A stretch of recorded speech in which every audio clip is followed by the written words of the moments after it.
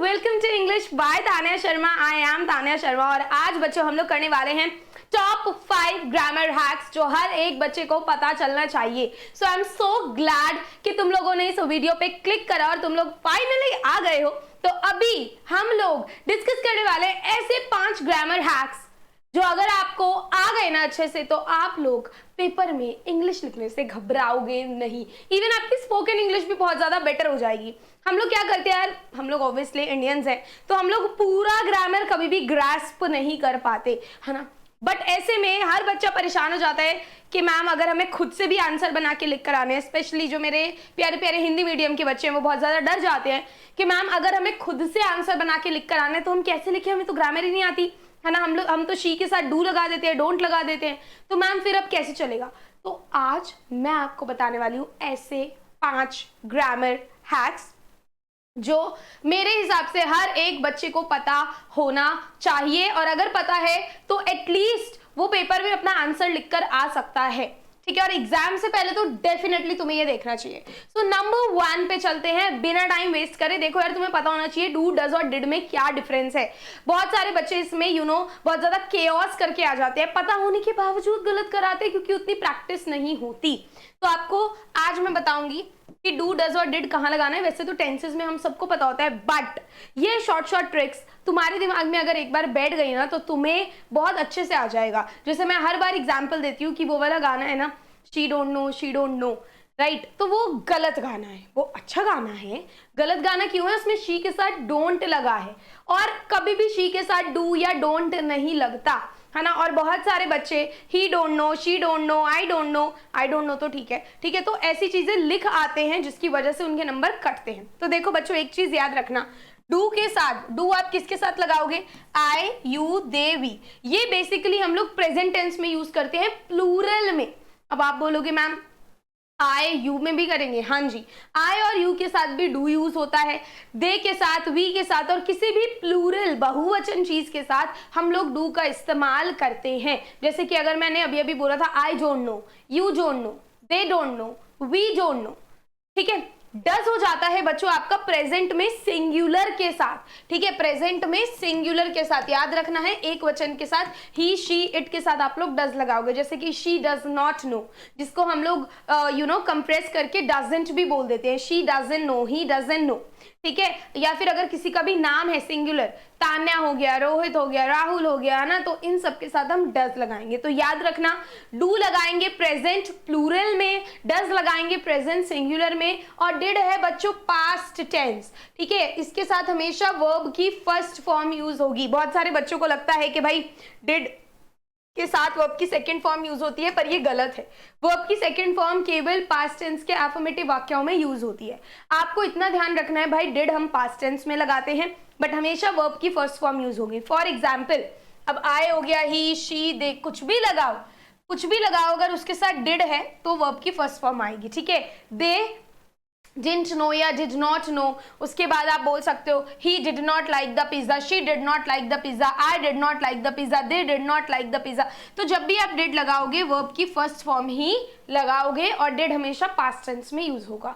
तो ये चीजों को ध्यान रखना है। एक बारी फटाफट से मैं आपको बताती हूँ। डू हम लोग लगाएंगे बेटा जी प्रेजेंट प्लूरल के साथ, डज लगाएंगे प्रेजेंट सिंगुलर के साथ और डिड लगाएंगे हम लोग पास्ट टेंस के साथ। इसमें वर्ब की फर्स्ट फॉर्म यूज होगी। नेक्स्ट पे आ जाओ। देखो यार, किसी भी चीज को लिखने के लिए, किसी भी सेंटेंस को लिखने के लिए, स्पेशली अगर आपने देखा होगा यूपी बोर्ड में तो ट्रांसलेशन करने के लिए आता है ना, उसके नंबर होते हैं कि आपको हिंदी से इंग्लिश में ट्रांसलेट करना है।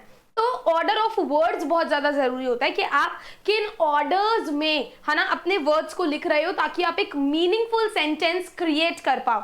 तो देखो भाई, डिफिकल्ट से डिफिकल्ट अगर आपके पास सेंटेंस है तो आप एक ट्रिक जरूर लगा सकते हो। जहां पर आपको कुछ भी नहीं आता वहां पर एटलीस्ट आप कुछ तो कर आ पाओगे, ठीक है। वो ट्रिक क्या है मैम, देखो बच्चों, सब्जेक्ट प्लस आपकी अगर कोई हेल्पिंग वर्ब है, वर्ब और उसके बाद जो भी आपकी बाकी की चीजें उसे पीछे से ट्रांसलेट करना शुरू करो।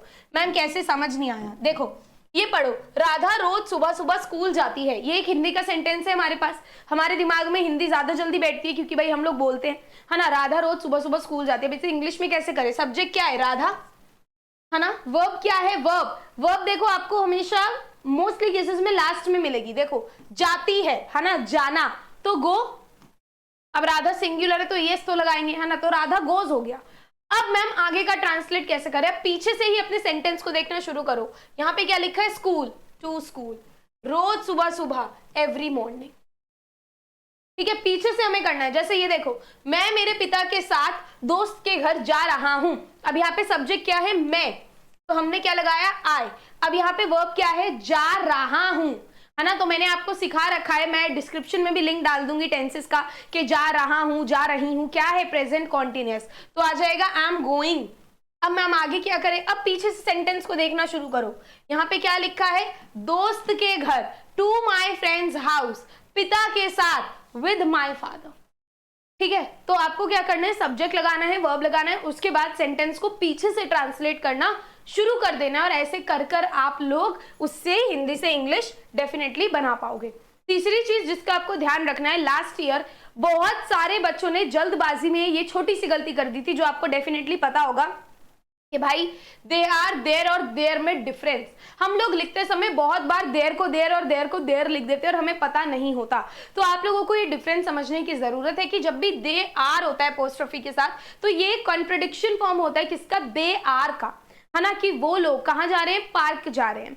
अगर मैं बोल रही हूँ देयर, जिसमें ई पहले आ रहा है और आई बाद में आ रहा है, वो है पोजेशन, यानी कि पोजेशन मतलब कोई भी चीज दिखाने के लिए। जैसे कि देयर कार लुक्स क्लीन, उनकी कार साफ दिख रही है। समझ में आया? उनकी कार साफ दिखती है, तो उनकी कार है, कोई पोजेशन, कोई चीज का पता चल रहा है। और ये वाला जो देयर होता है THERE, इससे हमें पोजीशन का पता चलता है। अगर मैं बोलूं स्टैंड देयर, तो भाई वहां पे खड़े हो जाओ ना, दिशा का, पोजीशन का पता चलता है। तो इन तीन चीजों का आपको खास तौर पे ध्यान रखना है। नंबर 4, आप लोगों को आर्टिकल्स का खास तौर पे ध्यान रखना है कि कहां पर लगाने हैं।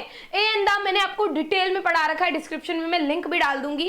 ए और एन बच्चों हमारे इनडेफिनेट आर्टिकल्स होते हैं, है ना।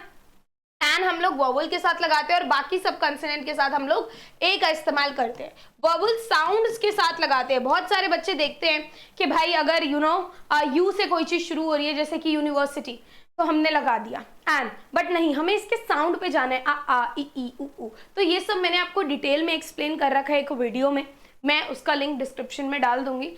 और द हम लोग स्पेसिफिक, द हमारा डेफिनेट आर्टिकल होता है, हम लोग स्पेसिफिक चीजों के साथ लगाते हैं जो केवल एक का एक है, अपने आप में जो चीजें यूनिक है। तो ये आपको इवन पेपर में भी पता होना चाहिए, क्योंकि आपको बहुत सारी इंग्लिश लिखनी पड़ती है, कभी लेटर लिखना पड़ता है, कभी आर्टिकल लिखना पड़ता है, ऐसे लिखना पड़ता है। तो आपको पता होना चाहिए कि हम इसके साथ ए लगाएं, एन लगाएं, द लगाएं, तो इसका बहुत ज्यादा भारी प्रभाव पड़ता है हमारी राइटिंग स्किल्स पे। इसकी लिंक मैं आपको डिस्क्रिप्शन में बार बार बोल रही हूँ डाल दूंगी, जिसको भी नहीं आता वो आराम से देख सकता है। नेक्स्ट चीज बच्चों जो आपको ध्यान देना है वो है ये पूरा का पूरा चार्ट, जो कि मैंने आप लोगों के लिए बनाया है। इसका आप लोग स्क्रीनशॉट ले सकते हो, ये आपको हेल्प करेगा सही तरीके से चीजों को लिखने में। जैसे कि प्रेजेंट कॉन्टिन्यूअस में इज एम आर लगेगा, पास्ट कॉन्टिन्यूअस में वॉज वर्ड लगेगा, फ्यूचर कॉन्टिन्यूअस में भाई विल शैल के साथ बी लगेगा। तो ऐसे आपको हेल्प करेगा। जैसे बहुत सारे बच्चे बोलते हैं मैम हैव और हैज कहाँ पे लगता है, यहाँ से आपको क्लियरली पता चल जाएगा कि भाई प्रेजेंट परफेक्ट में हैव हैज लगता है। मैम हैव हैज के साथ वर्ब की कौन सी फॉर्म लगती है, मैंने इसी के साथ लिख दिया, वर्ब की थर्ड फॉर्म लगती है। हैड के साथ वर्ब की थर्ड फॉर्म लगती है ना। यहाँ पे विल शैल हैव आएगा तो वो आपका फ्यूचर परफेक्ट है। तो ये चार्ट आपको बहुत ज्यादा मदद करेगा चीजों को समझने में, टेंसेस को समझने में, अपने आंसर को कैसे लिखना है, आर्टिकल को कैसे लिखना है। तो दिस चार्ट इज डेफिनेटली गना हेल्प यू। तो ये थी बच्चों हमारी 5 ऐसी चीजें जो हर बच्चे को पता ही पता होनी चाहिए, चाहे आप लोग बोल रहे हो, चाहे आप लोग लिख रहे हो। You must know these 5 things. किसी को कोई भी डाउट है, you guys can definitely ask me down in the comment section. I will see you guys next time। और बिल्कुल मत भूलना कि कल सुबह 10 बजे क्लास 10th का इंग्लिश मैराथन है। Bye bye, take care.